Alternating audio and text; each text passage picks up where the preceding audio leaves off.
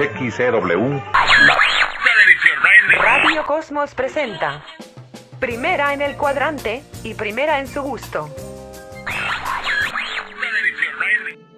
Las drogas en los Estados Unidos a principios del siglo XX estaban íntimamente relacionadas con los grupos afroamericanos y los movimientos racistas de Norteamérica consideraban que el consumo de cocaína, alcohol u opio por los afroamericanos propiciaban la violencia contra los grupos blancos. Durante la primera década del siglo XX, la presencia de las drogas, aunque sumamente limitada, tiene algunas excepciones en la gran pantalla. Cabe destacar, por ejemplo, el filme El misterio del pescado saltarín. A partir de este filme, el tema de las drogas fue abriéndose paso a lo largo de los siguientes años y cobraba más relevancia, no solamente tocando este tema de manera abierta, sino que además mostrando los efectos nocivos de algunas drogas ilegales, a la vez que promovía algunas drogas que se volvieron legales como el alcohol o el cigarrillo.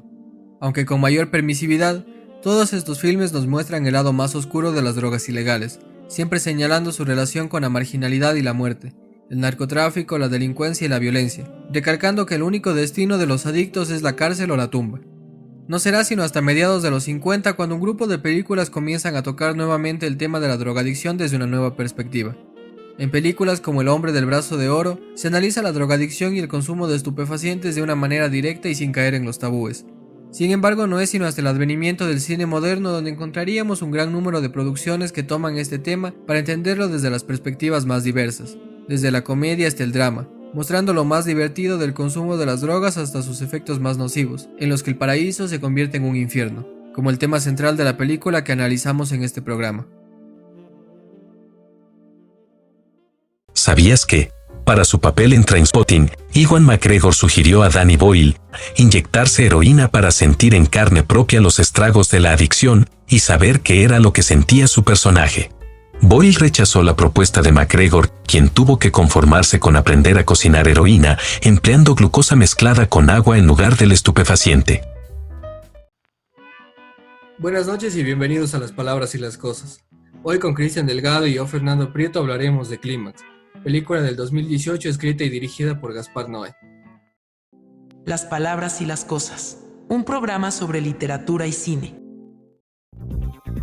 En un edificio abandonado, un grupo de jóvenes bailarines toman por accidente LSD mezclado con sangría, y de esta forma su ensayo poco a poco se convierte en una pesadilla, revelando las actitudes más salvajes de todos al caer presa del pánico y de las alucinaciones, generando así una crisis psicótica colectiva que deriva en un infierno psicotrópico. El tema de las drogas es un punto aparte del filme, por todo lo que se está hablando, y quisiera comenzar con esto. ¿Cómo ves tú el tema de las drogas en el filme? Bueno, primero que nada, hola con todos.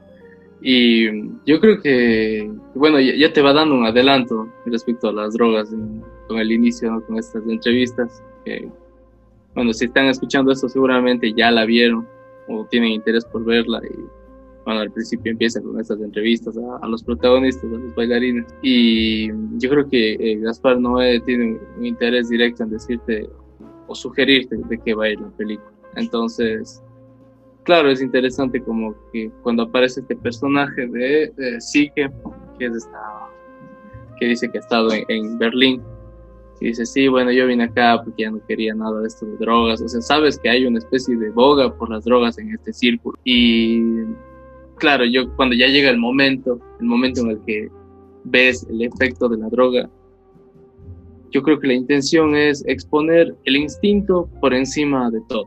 Es decir, al principio de la película, con esta escena brutal, continua del baile que llevan estos muchachos, por así decir. Y claro, después de todo ese éxtasis que experimentas como espectador, porque es un éxtasis, o sea, es un clímax casi esa escena. Yes.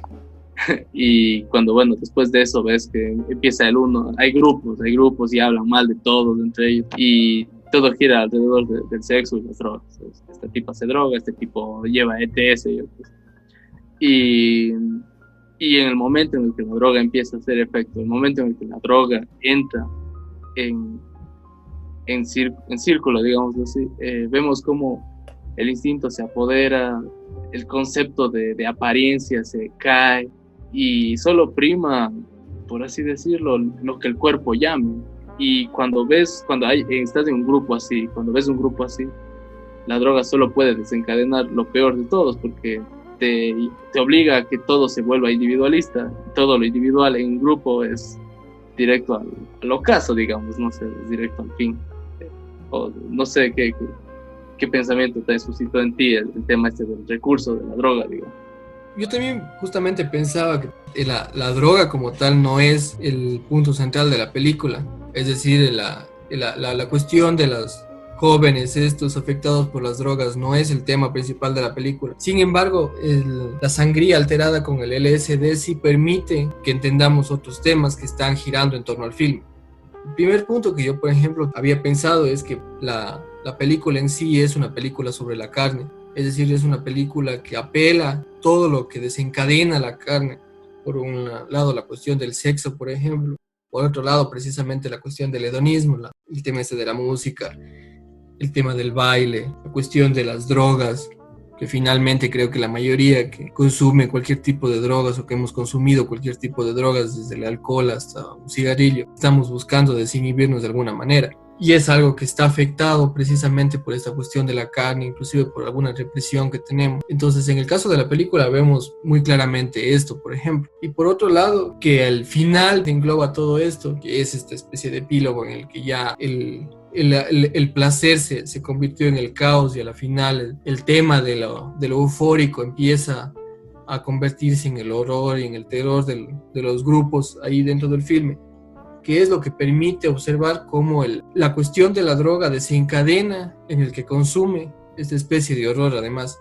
Sí, yo creo que además hay ciertas reacciones, ¿no? Digamos, con respecto al uso de la droga, porque como bien mencionas, lo que se supone sería placer termina en horror, y yo creo que lo peor que les pasa a estos personajes es despertar, es decir, haber atravesado ese proceso, esa alucinación, en el que claramente ves cómo todas las facultades se reducen al llanto o al sexo. O sea, es decir, o tienes miedo o te aprovechas de ese ímpetu carnal que bien mencionas.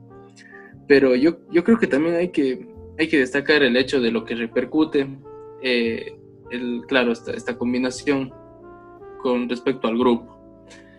Si bien tenemos en cuenta que a lo largo de la película van apareciendo ciertas frases, por ejemplo, creo que uno de ellos era la vida colectiva es imposible, algo así. Y vemos que, claro, cuando ellos usan esta droga, lo primero que pasa, además, bueno, es la exclusión. Es decir, buscan desterrar al supuesto culpable y ni siquiera lo meditan, o sea, ni siquiera lo piensan. ¿Y qué vemos? Es el miedo en masa. O sea, todos quienes votan a Omar, creo que es el que piensan que es, lo toman y lo votan sin pensarlo, sin consultarlo, sin fijarse que afuera está nevando, sin nada, o sea, es simplemente fuera de aquí. Y claro, o sea, es una total supresión de la razón para poner por encima el miedo, porque están con miedo todos ellos los que hacen esto. Vemos también, además de que, o sea, a pesar de que son seres muy libres, digámoslo así, porque la forma en la que bailan te expresa mucho su personalidad.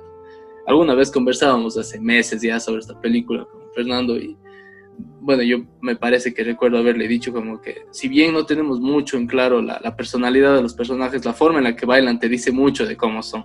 Claro. Que yo creo que es una cosa genial de la película. Y ves que, claro, sus bailes siempre apelan son bastante eróticos, digamos así, o sea, siempre están señalando los genitales o haciendo como bailes que impliquen o sugieran esta especie de orgía, de sensualidad. Y la droga, claro, también, digamos, el contraste de este horror también es la lujuria. O sea, vemos una lujuria en total ebullición hasta que llega el momento del clímax, digamos. No sé para ti cómo se da este tratamiento de la lujuria, del sexo y del erotismo en el filme. Sabes que justo ahora, con lo que hablábamos del tema este de las drogas, me acordaba una frase de Baudelaire que plantea con respecto al opio, y para él el opio puede ser el paraíso, puede ser el infierno. En el caso de la película yo creo que en cambio es el dulce infierno, digamos así. Porque claro, por un lado, para algunos personajes puede llegar a ser inclusive una cuestión eufórica. Inclusive muchos empiezan a sentir placer con esta droga. Algunos no están tan metidos en esa especie de horror y para otros sí. Y uno de los que yo creo que más sufre, y precisamente ahora voy con este tema del erotismo, es David, que es el que está buscando sexo por todos los lados, está intentando conquistar a todos los personajes que están por ahí rondando. Por supuesto es además heterosexual, entonces uno de los personajes que además son gays está intentando, bueno, buscar que conquistarle a él no quiere. Y es este personaje que al final le ves que sufre, porque además de que desea sexo, también desea la atención que están recibiendo los otros, porque es el personaje que se queda solo. Todos y al final están con unas parejas, al final están en un grupo, están inclusive bailando. Y él es un personaje aterrado que está transitando de un lugar a otro. No sé si me querías decir algo. Sí, es más bien como una especie de corroboración en el sentido de que, claro, cuando ves que está sufriendo, encima a él le señalan de nazi, ¿no? O sea, a él le ponen el signo porque realmente todos huyen de él, o sea, nadie que creía en él, nadie le quería, nadie sentía ningún apego por este tipo que, como te mencionaba, eres depredador sexual, ¿no? O sea, él cumple el rol de depredador sexual. Y parece que la finalidad es el más repugnante de todos, porque claro, lo evaden y de alguna forma también queda desterrado de este paraíso de los psicotrópicos, ¿no? Claro. Y mira que, por ejemplo, los otros, ves que empiezan a tener ciertas parejas a la final de la noche, por ejemplo, en la cuestión, como habíamos hablado en el final del clímax, ya cuando entran los policías, encuentran, bueno, a esta tipa ya muerta, a otros en el piso y todo, pero hay algunas parejas que durmieron la noche anterior y que sí pudieron dar rienda a su sexualidad. Y sin embargo, por ejemplo, él, otros más están en un lado o están gritando, todavía están bailando, pero más bien ya por esa especie de temor que sienten todavía por la cuestión de las drogas. Y algunos que ya se quedaron solos. Y por otro lado, yo creo que hay un tema muy curioso con esto y es este despertar sexual entre algunos de ellos, por ejemplo, los que fueron heterosexuales, que se vuelven bisexuales. En el caso de Selva, por ejemplo, que igual termina con esta muchacha que era novia de la otra muchacha que estaba ahí, de una de las bailarinas, y que ves cómo se va esa transición sexual entre esos personajes, por ejemplo. Y yo creo que lo más fuerte, o sea, una cosa es que, claro, no digamos que mediante esta droga descubras un poco más o te atrevas a experimentar, como ya mencionabas, pero claro, digamos que el quiebre es también la presencia del incesto. Sí, o sea, es el sentido está este hermano protector que se llama Taylor y su hermana es Gazelle, y claro, vemos como todo el tiempo él está encima de ella, protegiéndola, intentando mandar sobre ella, y es solo después del LSD que ocurre el encuentro sexual entre estos hermanos, y además que es prácticamente una violación, ¿no?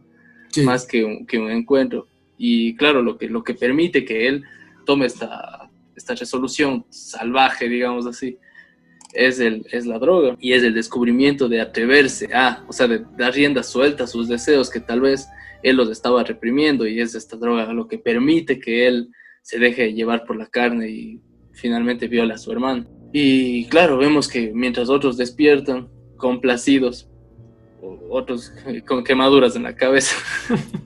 Y finalmente tenemos a este tipo que le dice a su hermana, no le digas a papá. Claro, el terror también. Claro, o sea, entonces es una gran forma de Gaspar Noé decirte como, claro, estos tipos jóvenes, lindos, digamos, bailarines, y su vida se acabó, básicamente. La vida de algunos acabó esa noche, porque alguien decidió que era divertido drogarse. Que además es muy curioso, por ejemplo, este tema, que algunos se mueren directamente, o terminaron hundidos, o bueno, ella que se le muere, además uno de los protagonistas que se le muere su hijo, se suicida, y o por otro lado, por ejemplo, en el caso de sus hermanos, que terminan y como tú dices, la vida finalmente se les acabó porque se muestra que realmente el hermano quería, el hermano le deseaba sexualmente a su hermana y no pudo llevar a cabo eso, inclusive le recalca, dice no pasó nada, pero no le digas nada, papá. Están en esa misma línea, es decir, la droga permite liberar el deseo. Y que tienes dos lados, si tu deseo quizás no es tan desenfrenado como en el caso de ellos,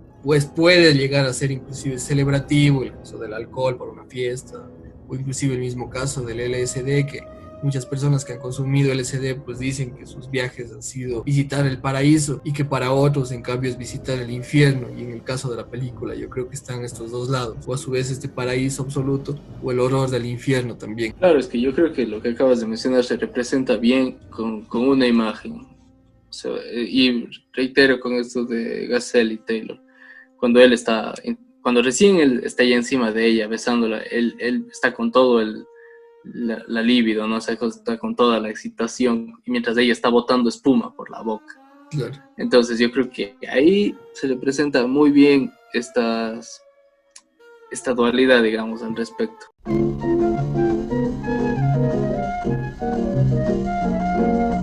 ¿La probó? ¿Qué espera? Pruébela y...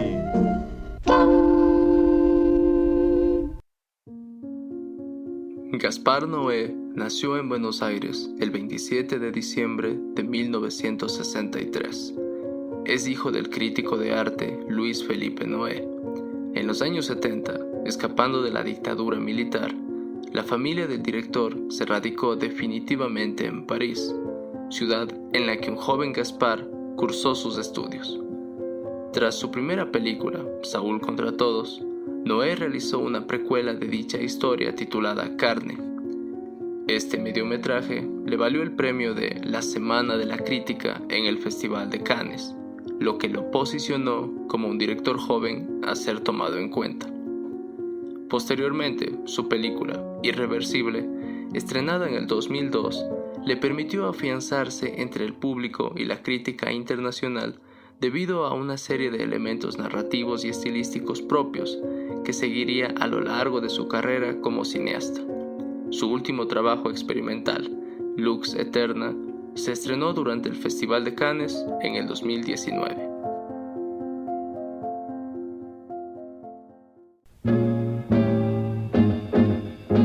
Lo único que usted quiere, lo único que él quiere, lo único que yo quiero es únicos, únicos, cigarrillos de sabor único y única calidad. Únicos en aroma para fumar de verdad. Únicos, los únicos cigarrillos que usted quiere. Ahora, yo también quería tocar el tema de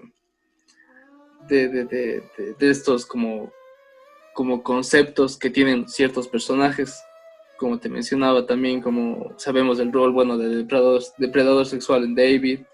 Vemos que también está esta especie de prototipo de personaje indiferente, que es Psyche, no sé cómo se pronuncia, que es esta mujer como muy robótica, muy alta. O sea, a mí me recordó mucho a esta de Fritz Lang, la de...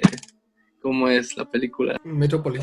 Eso me recordó así, casi que una humanoide, ¿no? Un androide. Y también tenemos la presencia de los personajes que no bailan. Tenemos, ellos son los excluidos directamente, digamos que entre ellos está Daddy y Emmanuel.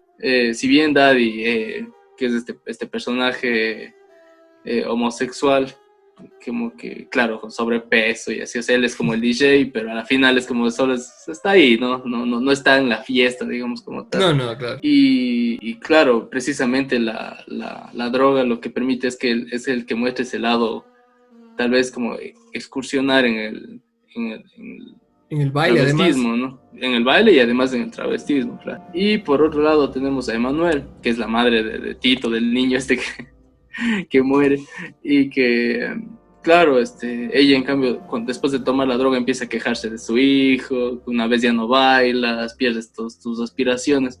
O sea, dentro de toda esa fiesta ves a esos dos personajes, pero sobre todo Emmanuel, que si bien todos le dan atenciones al niño, ella en el fondo se siente mal, porque ella es el contraste de todos estos tipos. Y además es la más excluida de todos. Claro, básicamente cuando empiezan a sentirse raros es a ella quien están señalando, ¿no? Fíjate que inclusive en el momento en el que ella dice que se va a matar, nadie le presta atención. Pese a que con otros personajes, por ejemplo, cuando ya estaban recalcando que se sentían mal y que estaban atravesando este tema de las drogas y todo, los efectos de las drogas, sí les prestaban atención. Ella recalca continuamente Manuel recalca que se va a matar. Y ya no le prestan atención y finalmente está a un costado muerta ahí en la puerta de donde le encerró su hijo. Venas abiertas. Y claro, ¿no? O sea, para ellos merece más atención cuando Saike se orina en medio de la pista, Ajá. cuando ella se corta, cuando Emanuel se corta las venas, ¿no? Sí, totalmente. Ahí hay algo curioso además, ¿no? Desde el inicio, por ejemplo, ya se recalca que el niño no tiene que estar en ese ambiente. Y luego posteriormente ya se dice que ahí tienen miedo del niño ahí. Claro, y es cierto, porque digamos que él representa todo lo ingenuo, sí, o sea, básicamente este niño sin mácula, ¿no? Y frente a todos estos tipos que básicamente todas sus conversaciones, todo el murmullo se presenta en el sexo, o sea, es el sexo, claro. El sexo. Y este niño en cambio le tratan como este ser que no tiene ni idea de nada y le abrazan y no se da cuenta de lo que pasa alrededor, y casi que es muy previsible que va a morir ese niño, es muy previsible. ¿Esperas que alguien le mate a él o que bueno, se mate tocando los cables? Claro, ya cuando ves que le encierran y es seguro que va a pasar algo así. Claro, y además le encierran en un cuarto que ya alerta que es alta tensión y que no toquen los cables. Un niño de esa edad, obviamente se le iba a pasar algo. Claro, y el hecho además de que la madre está drogada también, no sabe ni dónde le mete, solo quiere protegerle de todo ese manicomio de gente habilidosa, digamos así, ¿no? En el momento más terrible, que creo que eso es algo además interesante en torno a la película. Es decir, todos están en un momento terrible, no solamente porque están bajo los efectos de las drogas, sino porque además todos están en el momento del despertar sexual y en el despertar de los deseos. Y si a eso le agregas drogas, yo creo que sí construyes ese infierno. Y bueno, ahora con esto que hablas, ¿no? Tomándote la palabra, esto de infierno, digamos que respecto a los defectos o la forma en la que maneja las secuencias, las escenas de Gaspar Noé, todo tiene una luz, ¿no? Se están con esta luz, así, bla, bla, bla. Una luz creo que es como un poco entre amarillenta y rojiza un poco. Sí. Y cuando el niño muere, la luz se vuelve totalmente roja. O sea, es todo rojo. No hay espacio ya para otro color. Y quienes están en el centro están en esta especie de infierno, ¿no? Digamos, es básicamente un infierno en el que están estas criaturas buscando la carne, el placer, la lujuria, y están dando rienda suelta, ahora sí sin ningún estribo, y mientras claro, algunos buscan el placer sexual, otros buscan el placer en romperse los huesos, claro. en el automasoquismo, en entregarse por completo, y claro, además Gaspar Noé es un maldito genio, o sea, es un maldito genio porque le da ese tipo como giro invertido a la cámara, claro, y está todo de cabeza, y no puedes ver bien lo que pasa, pero solo sabes que el caos sexual y también del horror se está llevando ahí.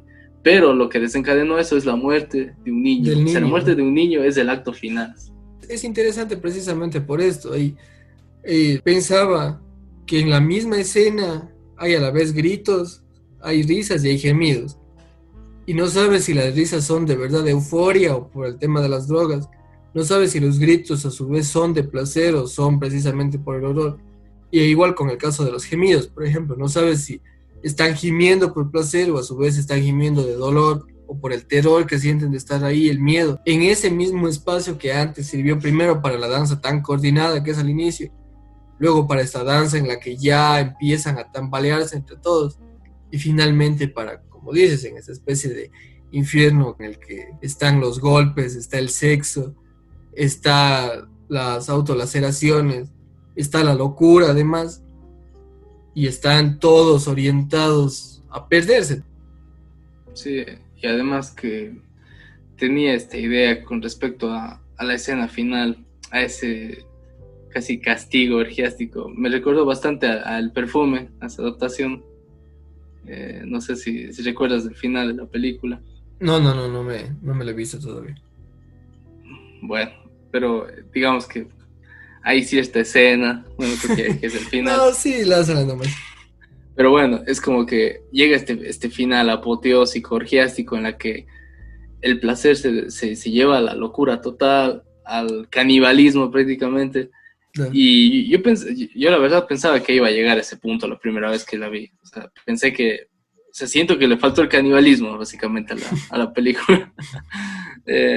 Porque está cerca, o sea, está realmente cerca de de todo ese júbilo y ese desenfado. Es un estado bastante animalesco el que presenta Gaspar Noé. Y claro, se representa bien con esta polifonía de las sensaciones que bien mencionas. Ahora, yéndonos otra vez a algo más técnico, digamos así. Los planos secuencias me recordaron muchísimo a Birdman. O sea, me recordaron muchísimo. Bueno, no sé si tendrá que... Seguramente ya hay otras películas como la que me mencionaste mismo, la de Querer. Pero me recordó bastante a Birdman, la forma de seguir al personaje.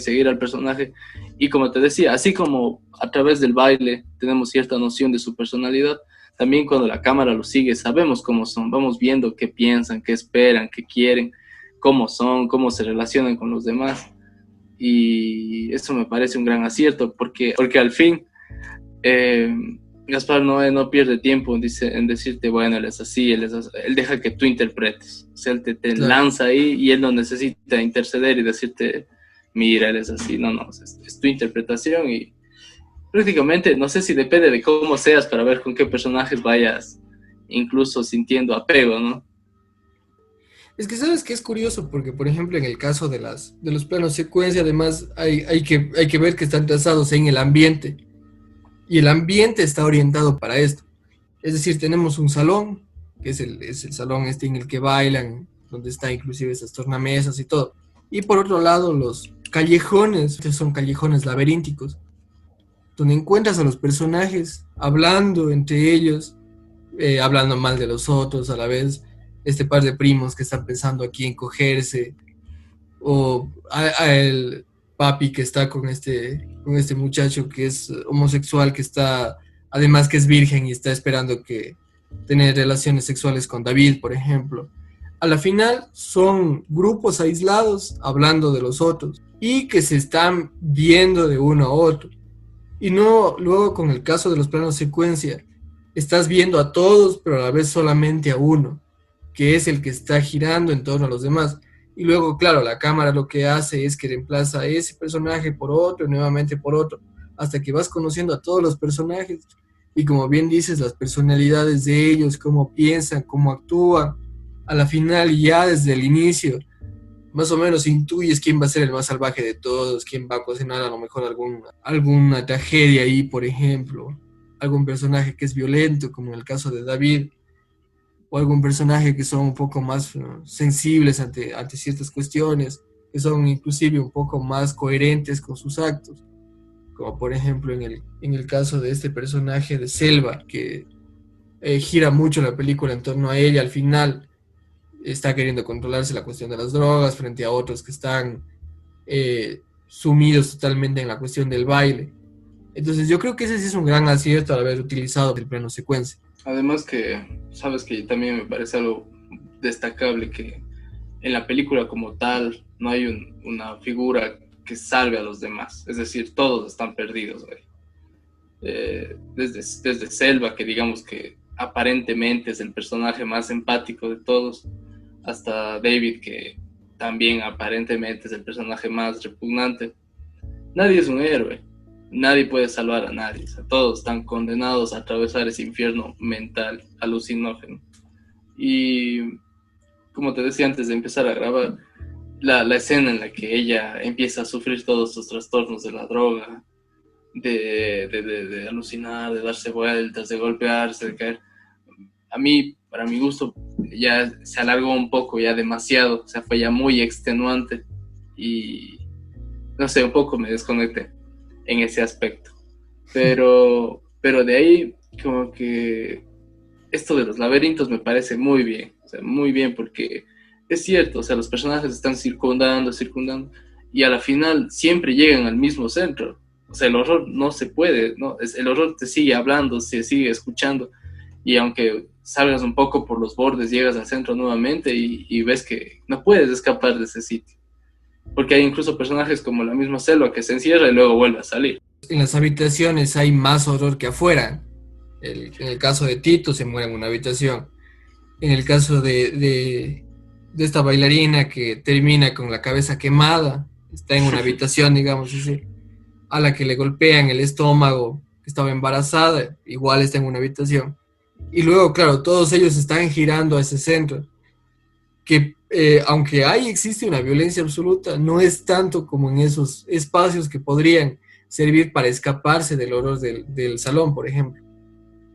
Claro, no. Es que no deja de oírse. Es un murmullo constante de esa no escapatoria. O sea, no hay una posible salida. Es realmente hasta que te pase, ¿no? O sea, como ya cuando vemos al despertar, ¿no? La primera vez que vi, yo pensé que murieron casi todos. Y ahora ya viéndolo bien fue como, o sea, solo se van a despertar y van a recordar una de las peores noches de su vida. Y tal vez se suicide uno que otro. O quizá la peor noche, además. Seguramente. Pero, ¿sabes qué? O sea, es que la película tiene estos temas, ¿no? O sea, que es la droga, el baile y el sexo, básicamente. Y me parece muy interesante cómo el sexo se manifiesta en varias formas. Como ya mencionábamos, claro, o sea, tiene la forma del baile y claro, ya digamos, el clímax corporal, pero también, claro, en el murmullo hay ciertas cosas con respecto a, y me parece curioso cuando estos primos están conversando, la violencia que le dotan al sexo, es decir, ya están bajo los efectos de la droga, obviamente, pero ellos parece que solo encuentran satisfacción en tal cosa, solo lastimando al otro. O sea, parece que indirectamente hablaran como si hubiesen leído a Sade, y porque hablan de tomar un tubo y no importa que le duela, y es como... Inclusive habla con cierto odio acerca de este bailarín homosexual, por ejemplo. Claro, o sea, y es como igual, o sea, son muy como escrupulosos, como mira esas cruces, esas banderas no me gustan, pero bueno, sigamos riéndonos de lastimar sexualmente a las mujeres, ¿no? Entonces, se manifiestan todas estas formas, estos pensamientos, además que, como te decía, o sea, al principio en el baile parece que todos se llevan bien, todo es de puta madre, y después ves que pues, se detestan, y lo único que los enlaza es el baile. O más bien, irónicamente, lo único que permite que sobrevivan, digamos, llevando la fiesta en paz en el centro de la pista es bailando. Si sigues bailando, probablemente vas a vivir. Claro, es que inclusive Selva, por ejemplo, Papi le dice a Selva, cuando ya ella le va a pedir ayuda y le dice, ve a bailar, que estamos en una fiesta, así como que es el baile, como bien dices, lo que les puede salvar, o que por lo menos les puede evitar llegar al salvajismo que llegan otros cuando dejan de bailar. Claro, y además que se juega con esto de la otra edad porque la masa baila, la masa es la que está bailando, y aquel que deja de bailar es el enemigo inmediatamente. O sea, todos los que están drogados y bailando y ven que alguien deja de bailar es como, ¿por qué? ¿Qué te pasa? Vos nos envenenaste, si vos nos pusiste eso. Y tiene lógica, es decir, cuando alguien está en masa con un comportamiento, con un patrón, digamos, común, es obvio que el que deja se vuelve la otra edad, y claro, además aquí con mucha violencia, ¿no? O sea, los actos de violencia son repetidos en la película, reiterados, más bien, como ya comentábamos, el exilio, digamos, a Omar, la violación, la quemadura a alguien, la propia laceración para sobrevivir en ese grupo de maníacos, y claro, esa forma de decirle cerdo a este tipo poniéndole el signo nazi en la frente al depredador sexual. Incitando a alguien al suicidio.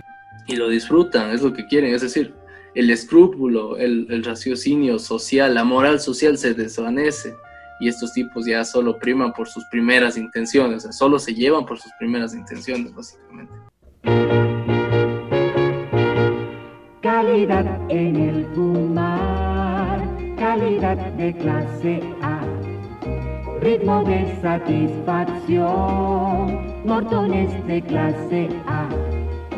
Para gente que es de primera, cigarrillos de gran calidad. Norton es calidad verdadera, Nortones de clase A.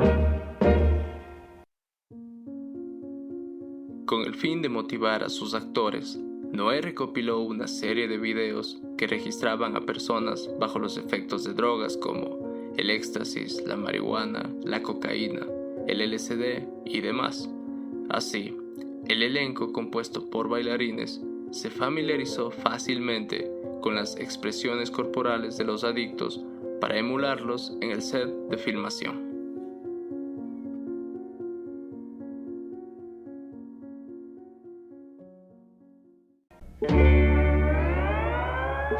Suave aroma que perdura y placer inigualado, nueva ola de frescura con Samoa mentolado, nueva ola de frescura con Samoa mentolado.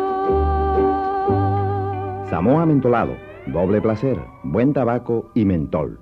Creo que es lo que produce ese tipo de drogas y es lo que intenta además mostrar por otro lado. Es decir, como bien dices, el salvajismo es el lado más primitivo donde ya lo único que existe, como en el caso de los animales, es este instinto por sobrevivir, o es a la vez la cuestión del hedonismo, es el disfrute inmediato de cualquier cosa, o es a la vez esta especie de mantenerse siempre a la defensiva de los otros, sospechando de que alguien me puede estar haciendo algo a mí. Y que además, sabes que ahora justo que cuando estábamos hablando de esto, me acordaba de una referencia muy curiosa, no sé si Gaspar Noé pensó en esto, simplemente fue una coincidencia.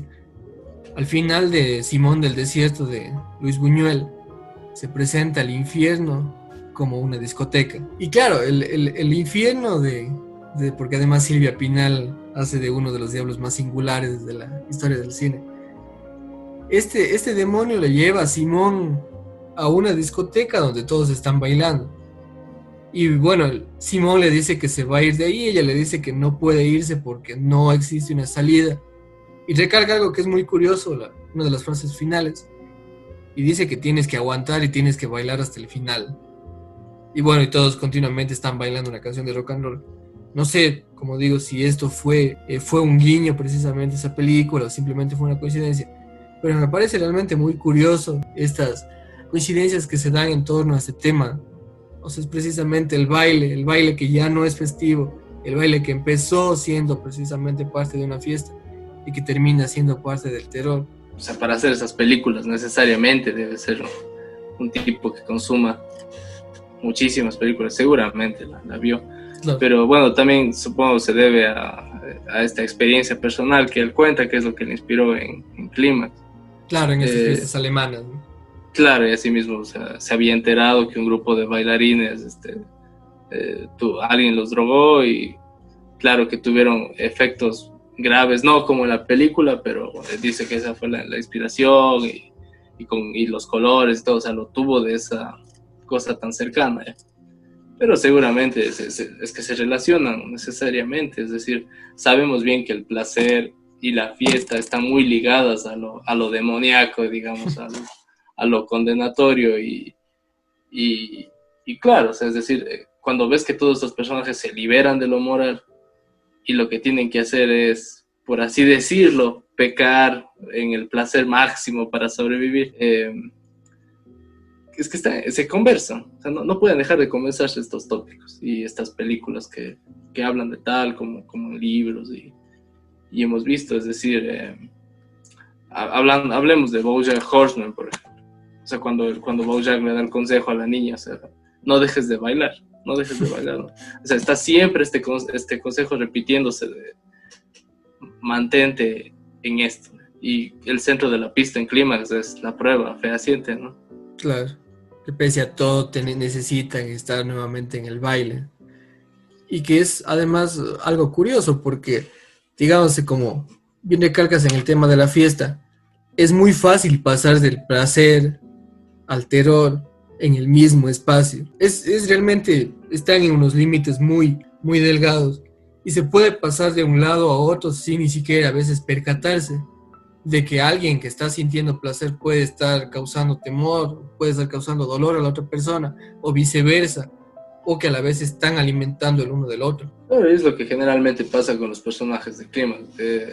Todos están buscando la manera de aprovecharse del otro, sobre todo David, que es el que sufre las peores consecuencias, digamos, con el abandono, ¿no? El abandono, dentro de toda esa desesperación que sentían, a él es el que deciden como, bueno, fuera. Y claro, ni se acuerdan de Omar, al que seguramente ya se lo comieron los lobos, digamos así.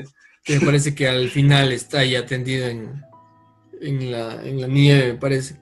Ya, como una hipotermia Fatal, me imagino.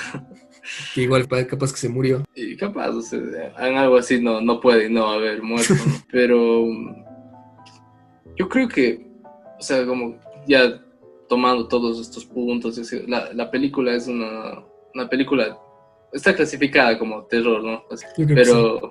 Pero es por lo sofocante que es, o sea, es una película muy sofocante, muy asfixiante, angustiosa, en el sentido de que todo está perdido, o sea, no ves una luz, no hay una luz, es toda una luz roja gigante de la que no podrás escapar. O sea, casi como en esto de las sombras sobre Innsmouth, de este personaje que está huyendo de esta luz y así casi. Y a la final la oscuridad está dentro de él. Claro, porque el LSD permite que todos saquen ese reflejo oculto que lo moral te pide que obligues, ¿no? Caso contrario, clímax sería todo el mundo y estaría así básicamente. Claro, es que al final hay esos dos puntos. Es la vestimenta que usas para el otro, esta especie de disfraz, digamos, en la que, bueno, estás envuelto en una cuestión moral, en una cuestión ética, en los valores. Y por otro lado está cuando te quitas el disfraz y sacas lo que realmente eres o sacas lo que realmente tienes por dentro.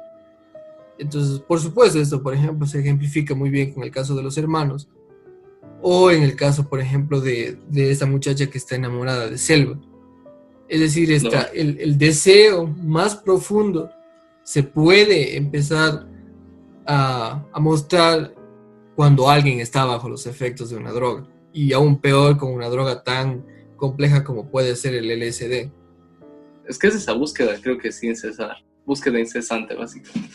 Ahora hablabas del Marqués de Sade y justamente recuerdo una parte en la que hablan este masoquista con una de sus víctimas. Y bueno, la víctima le está diciendo que siente dolor. Y él se alegra y él dice pues, que es eso lo que está buscando, que sienta dolor. Pero que en un momento dado ese dolor se va a convertir en placer.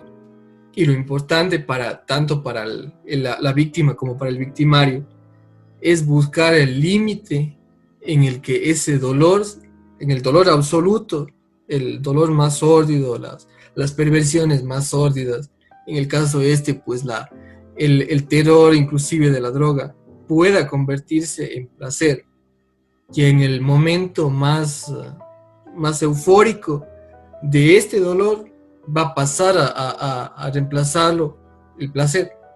Entonces yo creo que hay un tema muy muy curioso en el caso de la película, por ejemplo.